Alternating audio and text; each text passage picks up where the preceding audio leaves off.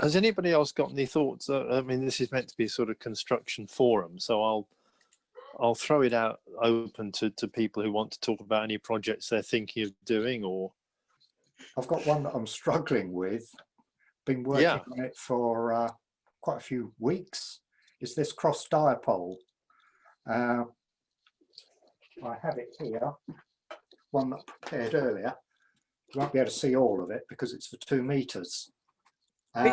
Is this the one we spoke about on the phone? It is. This is as far as I've got. Sorry? This is as far as I've got. If I just connect it up, it's obviously got 2 dipoles mounted in a plastic box. There is that way. So are they literally in a crane? Are they in a cross shape, Peter? Is that the idea? Yes. So one's crossing over the other. Yes, and the response or the envelope should be like a squash jam donut. So it should be circular. Circular polarized. Yeah. Right. Can I look inside the box, Peter? Sorry? Can I look inside your box? Oh, there we go. Lovely. Lovely. Okay. I'm trying to work it out, but it's not that easy. Which way round, whether you've got right-hand circularization on there or left? It should be right. I've been reading the RSGB VHF UHF manual, and I've used one of their diagrams to get right hand. Right, lovely. And it seems to match others that I've seen on the web. So yes, there's a quarter wave, I don't know. Yeah, quarter waves match between the two, and then the BNC connector for the down lead. Right. If I disconnect the innards and just use it as a dipole, I get a lovely low SWR, and it comes out as 50 ohms impedance. But as soon as I connect in the quarter wave, it goes rather haywire. I've tried, initially I'd got the velocity factor of the cable wrong. But I think I've now got that correct, because on the aerial analyzer, I can get it to basically give me the resonant frequency of a bit of cable. The only bit that I need to take into account is the tails, screw connections in here. But from the experiments, it doesn't seem to make much difference how long they are. The bits that puzzle me is when I measure the the impedance of a single dipole, it comes out as 50 ohms. And sort of reading between the lines in the manual, I thought it should have come out at 75 ohms. No, I would have expected less than 50 ohms. Oh, right. I would have thought, because you're effectively putting two antennas in parallel. Ah, yes. So you would expect it, I'd have thought, to have been lower, even with the phase shift of the quarter wave. It would have still come out as lower than 50. Yeah. So if I disconnect the phase shift, so I've only got one dipole, that comes out as 50 ohms. Yeah. SWR virtually 1-to-1, and it tunes to the correct frequency, 145.6.7. Yeah. Is when I put that quarter wave in, it goes wrong.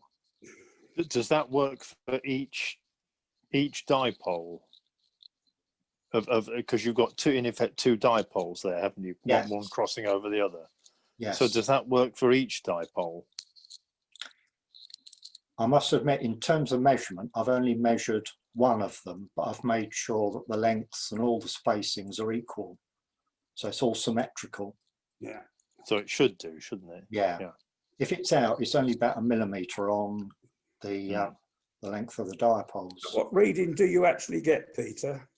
What with fully wired up, what reading do you get? The resonant frequency seems to drop down to 136. Right. The impedance is 49, but the SWR goes up to virtually 2. And I must admit, this is where my A-level maths struggles a bit. The impedance, there's a imaginary part, which if it's a single dipole is virtually 0, but with the phasing in, it goes up to positive 32.3. 32.3, that's quite a lot. Mm. Sounds like it needs shortening. What the quarter wave? Sorry, the If quarter your wave phase. resonant frequency is lower, Mm. yeah, that means your antenna's too long.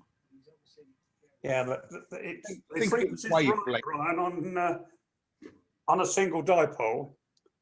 So the dipoles should be the same length. Yeah. And therefore, I'll be honest with you, Peter, I'd like, without putting a VNA on it, it's difficult to say precisely what's going on. Yeah. But it would be possibly nice to put a VNA on it and see what's happening, because it, admittedly, the SWR won't be, because you've got an impedance mismatch, because it will be lower than 50, your SWR will be slightly out. Yeah. But I wouldn't have expected it to be possibly as high as 2 to 1. See, my aim is a 1.5 as maximum, because that's the maximum my handheld will tolerate. You might find that in order to put the impedance back to rights, you might have to put a quarter wavelength of a different characteristic impedance cable between that and your 50 ohm cable. Right. Yeah, well, if you've got 2 50 ohm dipoles, and effectively you're teeing the two together, then really what you need to do is to put a quarter wave of 75 ohm. It's 75, is it, Mel? Yeah, and then that'll bring it up to 100 ohm, and then you can put the two together, and the 200s will become a 50. Yeah. So what you effectively have to do is outside the box somewhere, tee together 2 bits of 75 ohm quarter waves, and then at the end of the quarter waves, one of them goes onto a dipole and the other one goes onto your quarter wave of 50 ohm onto the other dipole, if you see what I mean. So in this ancient book here, you can see that arrangement there. Yes. The top left. You've got 50 ohms on the right, being split with 2 75 ohm quarter waves and then going to 2 50 ohms.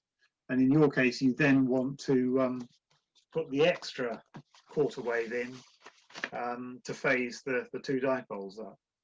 So does that mean on one of those sort of legs with the V, one of them needs to be half wave and one of them quarter wave? That's right. But a half wave where one of them is 50 ohm and one is 75 ohm. But you may not have any 75 ohm coax knocking about because it's not quite so straightforward to get that. As a desperation, a bit of ordinary TV. I was just going to say TV aerials. Yeah, true. Yeah. It probably wouldn't make too much difference, bearing in mind it's only a short piece. Unless you take it off the bit on the telly. That'll go down well. Peter, just one thing. So someone, I think it was you, Graham, mentioned putting a VNA on it.